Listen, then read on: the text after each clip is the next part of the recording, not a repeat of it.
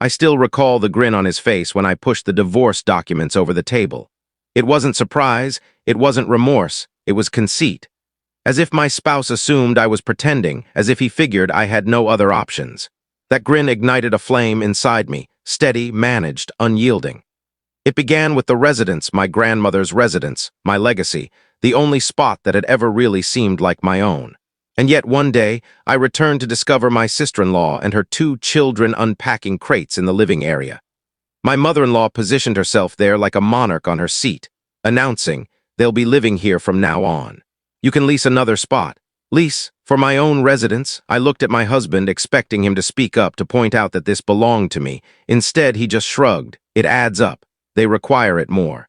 That was the instant the fracture in our relationship became a chasm. I attempted logic, begging, midnight murmurs imploring him to defend me, for our sake. But every phrase landed on rock. His allegiance wasn't to me, it was bound to his mother. And the more I recognized that reality, the more distant I grew. The disloyalty wasn't abrupt, it seeped in gradually. The manner in which he ceased discussing choices with me. The way my mother-in-law's opinions echoed stronger than mine in his decisions. The way the dwelling I received turned into her domain. By the time I presented him with those divorce documents, I wasn't collapsing. I was liberating myself. But liberation by itself wasn't sufficient. I desired fairness. I began discreetly, a trip to the courthouse. I verified what I already suspected. The title to the residence was solely in my name. Every clause of my grandmother's testament was unbreakable. No endorsement, no gap, no scheme could deprive me of it. They weren't merely presumptuous, they were intruders. While he rested in our bed, I schemed. While my mother-in-law strutted through the residence as if she possessed it, I planned. I reached out to a lawyer, then a key specialist. I saved records, noted every aggressive note, captured dialogues where they labeled me merely a visitor. Every slur, every rejection, they turned into weapons.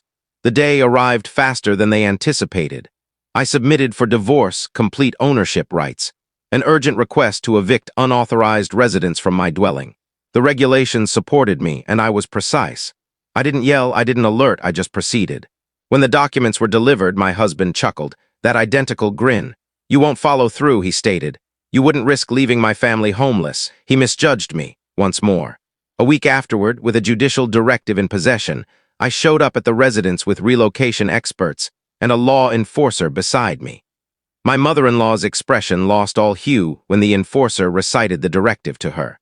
My sister-in-law stammered justifications about the kids. And my husband, he finally gazed at me with something besides conceit. For the first time, I noticed dread. Out, the enforcer commanded, and out they proceeded. Every crate, every sack, every sign of their encroachment shoved to the sidewalk. I replaced the locks that day. That evening, my phone vibrated constantly.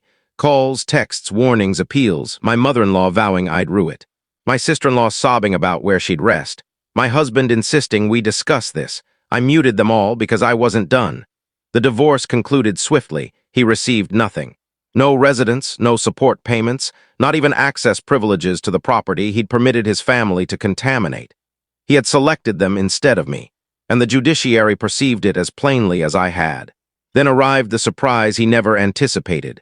6 months afterward, I disposed of the residence, not from necessity, but intentionally. I disposed of it for a gain and utilized the funds to acquire a fresh dwelling. Distant from his family, distant from their influence. A location where their steps had never crossed the floors. And then, since I couldn't help it, I forwarded my former spouse a picture.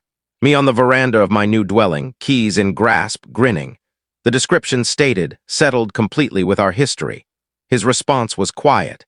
In the conclusion, vengeance didn't appear as yelling in their presence or boasting over their collapse. It appeared as tranquility.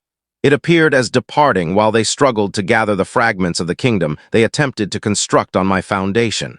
They believed they had confined me, but all they achieved was honing the key I already possessed.